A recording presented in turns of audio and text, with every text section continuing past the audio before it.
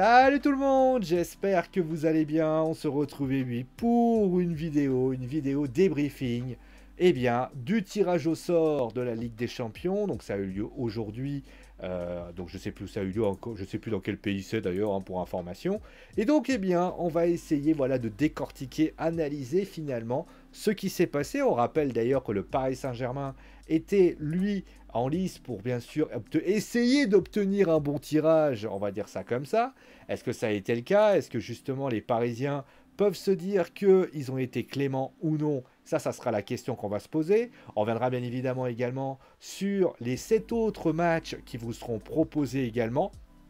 Pour information, les matchs aller-retour, donc les matchs aller, il y aura un match donc le 14 et 15 février, mais également la semaine d'après, c'est-à-dire le 21 et le 22 février. Les matchs retour, par contre, eux, auront lieu soit le 7 ou le 14. Voilà, tout simplement.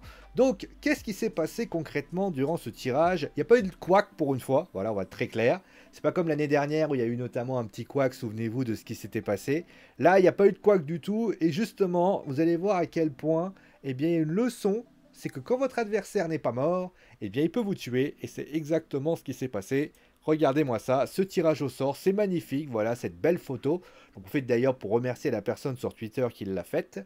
D'ailleurs pour information, et donc qu'est-ce qui s'est passé concrètement? Voilà, donc on a 8 matchs qui vous sont proposés. Donc le RB Leipzig qui fera face à Manchester City, Porto qui fera face à Benfica. Vous voyez, comme quoi les Parisiens auraient pu affronter Bruges.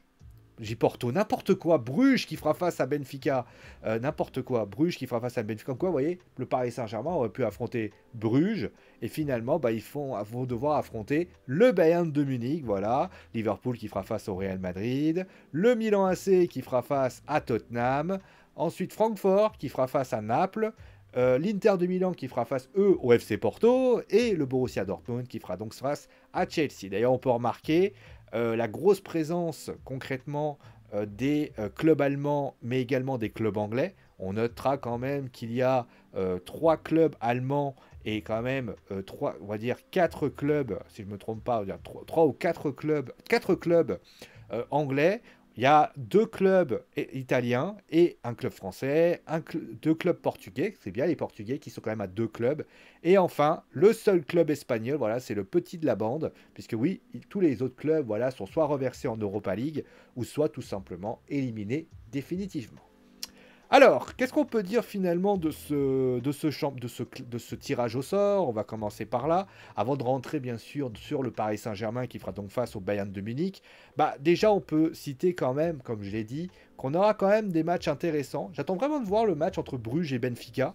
C'est vrai que ça va être un match assez intéressant. Moi, je m'attends de voir peut-être Bruges réussir quelque chose. Là, les 2 grosses affiches concrètement de ces huitièmes de finale seront bien sûr le Paris Saint-Germain qui fera face au Bayern de Munich, mais également Liverpool qui fera face au Real Madrid. Ça va être le remake justement de l'année dernière, la finale de l'année dernière. Il y a quand même un match que j'ai envie de savoir aussi, c'est le match entre Francfort et Naples. Je sais pas pourquoi, je sens que ça va être intéressant. Et le Borussia Dortmund qui fera face à Chelsea. Il y a quand même des belles affiches quand même. Alors, c'est pas les grosses affiches, mais en tout cas, on peut dire, première chose, on peut dire que les gros, à part le Real Madrid, j'enlève le Paris Saint-Germain puisqu'ils ont été deuxièmes, tous les premiers ont eu quand même un tirage relativement clément. Hein, voilà, Benfica, Manchester City, même Tottenham a d'ailleurs eu un tirage. Alors, peut-être tirage difficile hein, quand même pour Tottenham. Tottenham est premier. Non. Voilà, tout simplement. Chelsea qui a quand même pris le Borussia Dortmund, c'est pas trop mal. Et donc, comme je disais, Tottenham qui est premier, bon, qui a pris le Milan AC. Mais quand même, on a quand même les gros. Donc, je le répète, Manchester City, Chelsea, c'est difficile. Voilà, il faudra être sérieux. Mais c'est pas non plus les gros. Voilà, on n'a pas pris un. Voilà, Chelsea aurait pu prendre le PSG, ils auraient pu prendre peut-être le Milan AC. Voilà, à part Tottenham, voilà, parce qu'ils sont pas. Voilà, au mieux, voilà, le Milan AC peut-être. Mais on peut dire quand même que d'après leur classement, on peut quand même être globalement. Ils peuvent quand même être globalement satisfaits de ce classement pour ainsi dire. Voilà. Et donc, concrètement, voilà, la grosse affiche, comme j'ai dit, ça reste. Alors, le Paris Saint-Germain contre le Bayern de Munich ou le Liverpool contre le Real Madrid. On va juste dire, voilà, un petit focus sur Liverpool-Real. Liverpool qui est pas au mieux cette saison, qui vit une saison compliquée. Est-ce que ça va être le même Liverpool, même si Liverpool a quand même réussi à se qualifier pour le prochain tour de la Ligue des Champions? On a quand même l'impression, voilà, que le Real, eux, continuent sur leur petite lancée. Mais voilà, en tout cas, ce qui est sûr, voilà, c'est sûr. Le Manchester City, eux, qui reçoivent le RB Leipzig, ça reste quand même une formalité, quand même. Attention, quand même, on précise quand même que tout ce que je dis là, ça équivaut au 7 novembre 2022. Parce que vous le savez, il y aura la Coupe du Monde qui va avoir lieu dans quelques semaines. Si d'aventure, bah, concrètement, vous avez des blessés, si vous avez des transferts ou des choses comme ça pourrait voilà, changer beaucoup de choses. Francfort et Naples, pourquoi pas? Voilà, Naples qui reste qui est quand même pas mal dans ce début de saison, qui peut apporter quelque chose. Francfort, c'est un peu l'épouvantail finalement parce que c'est pas une équipe qui est voilà qui a pas voilà, qui a quand même et pas c'est pas l'équipe de dingue, mais ça reste quand même une équipe qui est quand même plutôt intéressante. Le Porto Inter. C'est vrai qu'on s'attendait peut-être à voir l'Inter premier, mais au vu de ce qui s'est passé, l'Inter, eux, ont fait le job, mais on pouvait imaginer peut-être, il y avait forcément, il y avait un mano à mano entre le Barça et l'Inter. L'Inter a fait ce qu'ils avaient à faire. Après, pour Porto, finalement, c'est peut-être l'Inter qui est peut-être favorite, parce que l'Inter reste quand même sur un gros groupe difficile, et donc finalement, ça aurait pu être sympatoche, voilà, clairement. Mais concrètement, ça reste intéressant. Bon, je l'ai dit, le Milan-Tottenham, c'est peut-être le match le plus égalitaire, puisque Tottenham reste quand même une bonne équipe. Vous imaginez, vous savez, si l'OM avait gagné, il y aurait eu un Milan-Marseille. J'imaginais le truc, ça aurait été incroyable. Bon, bref, ça sera jamais. De toute façon, on va pas commencer. Pour Bruges-Benfica, comme je l'ai dit, ça reste sympatoche. Et pour Borussia, le Dortmund-Chelsea, c'est du 50-50 pour moi. Parce que Chelsea, ça reste une grosse équipe, mais qui a fait un début de saison difficile. Ça va un peu mieux, mais bon. En façon, encore une fois, c'est difficile de juger. C'est vrai que c'est assez incroyable. C'est difficile de juger ce qui va se passer vraiment. Parce que là, ce que je fais là, c'est vraiment un avis sur le moment. Parce que vous le savez, Chelsea, par exemple, là, ils sont pas bien en championnat. Ils sont pas bien en championnat. Ils ont fait quand même pas mal de défaites. Mais concrètement, Chelsea pourrait très bien se réveiller l'année prochaine parce qu'ils ont fait un bon recrutement, parce qu'il y aura peut-être des mondes. Il peut y avoir aussi des blessures qui pourraient être prévues parce qu'il y a cette Coupe du Monde qui rentre en ligne de compte. Alors forcément, voilà, il y a l'arrivée notamment de l'entraîneur qui a besoin de mettre en place une stratégie, ça va lui permettre notamment avec cette trêve. Il y a plein de petites choses de ci, de là, qui bien évidemment laissent songeurs et qui pourraient voilà, nous donner un dénouement différent. Parce que là, le Bayern de Munich est ultra dominateur, mais peut-être que, là, on a vu notamment, je crois que Neuer a eu un problème, je crois. Mais concrètement, il peut arriver, par exemple, des blessures du côté de la team du Bayern de Munich. Mais pareil, du côté du Paris Saint-Germain, mais aussi du côté de Manchester City, on peut imaginer peut-être des blessures, notamment par exemple de Bernardo Silva, etc. Liverpool a une blessure peut-être de telle personne. Ça va très vite. Et forcément, eh bien, les choses pourraient très très vite évoluer dans le bon ou le mauvais sens. Justement.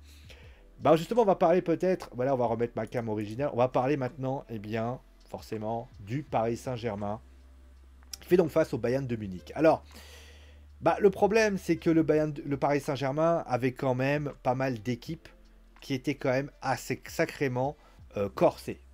Quoi qu'il arrive, le Paris Saint-Germain, à part, comme je l'ai dit, regardez, si vous regardez la possibilité, vous constatez malgré tout qu'il n'y avait que Porto et il n'y avait que Tottenham qui étaient quand même les deux équipes les plus simples pour le Paris Saint-Germain. Les autres équipes étaient quand même à sacrément du lourd. Chelsea reste du lourd, même s'ils ne sont pas bien en championnat, ils restent quand même une grosse équipe. J'enlève Benfica pour les raisons que vous savez. Naples, ça reste quand même une équipe dure à jouer et honnêtement ils peuvent être Manchester City, j'en parle même pas. Porto, même Porto, hein, ça aurait pu être casse-couille. Hein. Porto, ça aurait pu être casse-couille, hein, clairement. Mais en termes de qualité, bien sûr que le PSG est plus fort que Porto, c'est clair.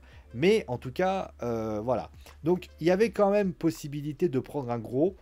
Ils ont pris le Bayern. Alors, aujourd'hui, c'est vrai que le Paris Saint-Germain, ce qu'on peut dire quand même, c'est que ils prennent quand même une équipe. Là où on peut quand même être satisfait, ils prennent quand même une équipe très joueuse. Et ça va aider le Paris Saint-Germain à finalement trouver des espaces. Et ça va permettre au Paris Saint-Germain de pouvoir développer leur jeu et de pouvoir justement marquer des buts. Et ça peut être une bonne initiative pour ainsi dire. Mais c'est vrai que, et après, s'ils arrivent à réajuster leur problème défensif, le PSG peut être l'équivalent du Bayern. Voilà. Deuxième chose, on sait qu'il va y avoir la trêve internationale qui va avoir lieu. Le Bayern a quand même pas mal d'internationaux et on sait que le Bayern, pour la première fois depuis pas mal de temps, alors sauf si ça a changé depuis quelques temps, le Bayern de Munich, je crois qu'ils ne sont pas leaders. Ah si, ils sont leaders maintenant, ça y est, autant pour moi. Ils sont leaders depuis cette semaine, voilà, tout simplement. Donc ça y est, ils sont en train de monter en puissance et les équipes d'ailleurs, comme Fribourg et le Union Berlin, sont en train de dégringoler, mais ça fait quand même pas mal de temps qu'ils n'y sont pas arrivés. On sait que Julian Nagelsmann est longtemps critiqué, notamment au sein du Bayern de Munich. Hein, on dit souvent que c'est pas celui qui mérite tout ça. Donc c'est quand même, il y a quand même des choses qui méritent d'être intéressantes. En termes de jeu, comme je l'ai dit, le Bayern est l'équipe la plus joueuse et la plus intéressante. Voilà, ils ne se privent pas, voilà, de faire des choses. Mais en tout cas, voilà, le PSG a des qualités. Le PSG offensivement a des qualités qui n'ont pas à rougir à ce que fait le Bayern de Munich, même si le Bayern aujourd'hui est très forte, voilà, très forte, avec notamment 41 buts. Mais on sait que le Paris Saint-Germain est la meilleure attaque d'Europe, donc ça veut dire ce que ça veut dire. Ils sont quand même capables de mettre des choses, de mettre en place des stratégies, de mettre en place concrètement ce qu'ils sont capables de faire. Après, leur gros problème du PSG, ça reste bien sûr l'aspect défensif. On sait que le PSG prend beaucoup trop de buts dans les compartiments. Ils n'ont jamais réussi à garder leur cage inviolée en Ligue des Champions, ce qui est quand même assez incroyable. Ils ont quand même pris 2 buts face au Maccabi Haïfa. Ils ont pris, je crois qu'ils ont pris des buts dans tous les côtés. C'est quand même un gros problème. C'est quand même un gros problème. Et le Bayern va faire ce qu'ils avaient à faire. De plus, cette équipe du Bayern de Munich, eh ben, elle va avoir la possibilité de recevoir l'année dernière, enfin il y a 2 ans, et notamment souvenez-vous du match de l'année d'il y a 2 ans, où Keylor Navas avait été héroïque dans ce match, et Kylian Mbappé avait marqué ses buts, mais concrètement, je pense qu'on n'aura pas la même physionomie. Je pense qu'on aura un Bayern de Munich qui va vouloir concrètement mettre le feu, concrètement, va vouloir faire mal, et je pourrais même imaginer qu'il laisse le Paris Saint-Germain au Parc des Princes essayer de marquer peut-être des buts, mais ils vont peut-être se dire, on va les laisser venir, on va voir comment ça se passe, et le plus drôle, c'est qu'on pourrait même imaginer un Paris Saint-Germain qui marquerait des buts, serait mené, et le Bayern de Munich pourrait se dire, de toute façon au match retour, tu leur mets un but, ils ont complètement perdu, ils ne savent plus quoi faire. Donc ça pourrait être une idée. Maintenant, défensivement, ça reste une équipe solide, mais j'ai envie de te dire, il y a matière à travailler. C'est peut-être l'équipe, je dis pas que c'est l'équipe la moins facile à jouer, attention, je dis pas ça, mais moi je pense que cette équipe du Paris Saint-Germain, face à une équipe qui veut jouer, c'est peut-être la meilleure équipe pour ça. C'est-à-dire que c'est pas une équipe qui va rester derrière, qui va construire. C'est une équipe qui joue beaucoup dans la verticalité. Donc il va falloir faire ça. Maintenant, on soit clair sur une chose, on continuera toujours à le penser, et je continuerai à le penser, que le PSG s'est tiré une balle dans le pied tout seul. C'est-à-dire que quand on voit que le Paris Saint-Germain a perdu cette première place à la différence de but extérieur, ça veut dire quoi? Ça veut dire que le Paris Saint-Germain aurait dû être premier. Et pour moi, ils auraient dû gagner contre Benfica, parce que moi j'ai entendu notamment certaines personnes dire qu'il y avait des soupçons de corruption entre Israël ou je sais pas trop quoi là. Bah, j'ai envie de te dire, si contre Benfica, ils gagnent 3-0 ou gagnent 1-0 au Parc des Princes, on n'en parle même pas. On n'en parle même pas de cette putain de polémique qui sert à rien. Donc, j'ai envie de dire que c'est des polémiques qui n'ont aucun intérêt. Le Benfica a fait ce qu'ils avaient à faire. Ils ont joué leur maximum. Ils ont joué leur va-tout. Et j'ai envie de vous dire, bah, quand on joue son va-tout, on peut qu'être récompensé. Et c'est pour ça. Mais c'est pour ça que je dis toujours, à chaque fois que je débriefe le Paris Saint-Germain, ça fait pas mal de temps d'ailleurs, j'ai pas débriefé le Paris Saint-Germain. D'ailleurs, vous avez vu, il y a moins de débriefing en ce moment. C'est pas du tout parce que j'ai plus envie, hein, vous inquiétez pas pour ça. C'est juste que suite à des problèmes personnels, je peux plus vraiment. Ah, pardon. Je peux plus faire des débriefings comme j'en ai envie. Donc j'attends un petit peu, vous inquiétez pas. On va reprendre les débriefings, je pense, vers la Coupe du Monde. Je pense que ça sera beaucoup mieux comme ça parce qu'il reste un match avant la trêve internationale. On fera les matchs de l'équipe de France, on fera vraiment les petits zooms par-ci par-là. Mais concrètement, c'est la raison pour laquelle j'ai pris la décision voilà, d'arrêter ça pour le moment. Juste pour un petit aparté aussi pour le catch, c'est vrai qu'il n'y a plus de vidéos de catch depuis. Bah, ça aussi, problème personnel. J'espère, je prie mon ange gardien que le problème personnel sera définitivement clos. Je vous dire, je vous déblatérerai pas dessus parce que c'est pas votre problème et honnêtement vous n'avez pas à savoir. Enfin vous n'avez pas à savoir. Même si vous êtes tout mignon et vous allez me donner des messages de réconfort, oui je vis des moments difficiles en ce moment, mais c'est pas, vous êtes là et le plus important voilà c'est que vous soyez présent pour ainsi dire. Mais on va dire que pour le moment la chaîne, il y a du stream. Voilà venez sur Twitch d'ailleurs on va les streamer après. Mais concrètement j'essaye quand même de vous donner un petit contenu, mais pour ainsi dire avec ce qui se passe, avec tout ce qui se passe dans ma vie, je préfère voilà me limiter que d'aller faire 50, vous dire 50 trucs. Mais en tout cas, ce qui est sûr, en tout cas, je vous le dis clairement, hein, je vous le dis vraiment du fond du cœur. Voilà, si en tout cas, on essaie de faire notre maximum pour ainsi dire. Voilà, pour revenir au Paris Saint-Germain, le Paris Saint-Germain, il va falloir qu'il soit solide. Il va falloir faire ce qu'ils ont à faire. Et je pense que le Paris Saint-Germain peut gagner contre le Bayern de Munich. Ils ont les moyens, ils ont l'équipe, ils ont ce qu'ils ont à faire. Mais cette équipe, elle est capable du pire comme du meilleur. Et d'ailleurs, il va falloir imaginer ce qui va se passer. D'ailleurs, même quand ils vont marquer, imaginez, ils gagnent 4-0 contre le Bayern de Munich au match aller, sont capables de se prendre une remontada encore une fois. C'est une équipe qui peut être du... Voilà, une équipe qui est fragile défensivement. C'est une équipe qui mentalement peut perdre pied à n'importe quel moment. Après, les circonstances de A, il ne faut pas les circonstances de B. Autrement dit, il y a quand même un Messi en forme, il y a quand même un Neymar en forme. Mbappé va revenir progressivement, il va d'ailleurs faire ça. Après, comme on dit, il y a la Coupe du Monde. Si Neymar ne gagne pas la Coupe du Monde, est-ce qu'on peut imaginer peut-être, par exemple, un Neymar déçu, un Messi qui par exemple voilà, mais ça peut être la même chose pour le Bayern de Munich qui peut être en grosse difficulté aussi pour diverses choses.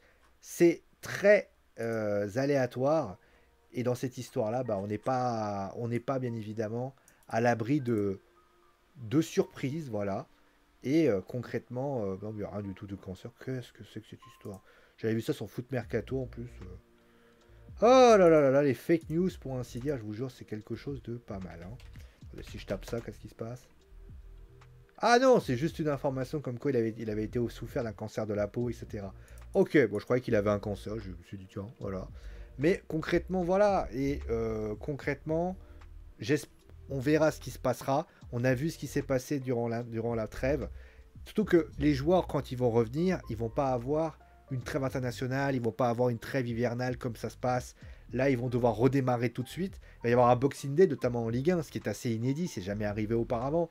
Donc, il y a plein de choses à se mettre en place. C'est sûr que ça va être le bordel, mais voilà, tout simplement. Paris peut gagner, mais Paris peut gagner avec la manière, avec ce qui se passe. En tout cas, ce qui est sûr, c'est que ce Paris Saint-Germain-là doit montrer autre chose défensivement, ne plus être cette équipe qui n'a pas envie de tuer, mais il faut qu'elle soit tueur. Et j'ai envie de dire, bah, c'est tout le mal qu'on leur souhaite. Pour ainsi dire, ils ont un dernier match à faire. Je crois que c'est contre Auxerre. Bah, autant littéralement mettre la charrue avant les bœufs. Après, cette équipe est quand même invaincue encore en championnat, en Ligue des Champions. Elles sont capables de faire de belles choses.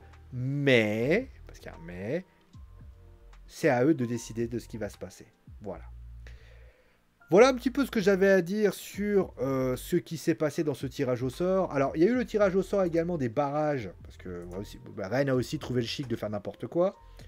Alors, ils sont où les tirages? Bougez pas. Alors, bougez pas. Alors, pour les tirages complets des barrages, donc, qui ont eu lieu. Donc, les tirages, alors, bah, tout simplement, alors, au niveau de Nantes, parce que j'ai pas ça. Ils feront face à la Juve. Bon, ça clairement, voilà, bon, ça va être un match pour la gloire. Le Shakhtar Donetsk, eux, affrontera Rennes. Alors, je pense pas qu'ils iront en Ukraine. Hein. Et le Bayern, alors ça clairement, c'est les trois clubs, ils se sont pris les trois clubs les plus merdiques du monde. Le Bayern Leverkusen, le Shakhtar Donetsk et la Juve, eux, donc clairement, ça va être des gros morceaux, pour ainsi dire. D'ailleurs, je pense que si ils ne se qualifient pas, je pense qu'ils sont reversés en Europa League Conférence. Il faudrait juste vérifier ça. Voilà, je suis pas sûr. Mais voilà, c'est... Voilà les Rennais qui pensaient peut-être réussir. Mais en tout cas, Rennes a quand même un tirage quand même plus clément. Mais là, c'est vrai que le Bayern reste quand même un tirage quand même assez facile pour le Monaco. Ils sont capables du pire comme du meilleur. Mais la Juve contre Nantes, ça va être surtout un match de gala. Donc voilà, on va voir comment ça se passe pour ainsi dire. Mais bon, en tout cas, on a deux chances. Et d'ailleurs, très intéressant, le fameux Barcelone-Manchester United. C'est-à-dire que le Barça, ils prennent de Cali jusqu'à la liste. Hein. C'est-à-dire que les mecs, ils se prennent le Barça contre Manchester United. Ils se prennent l'équipe qui... Voilà, toutes les équipes.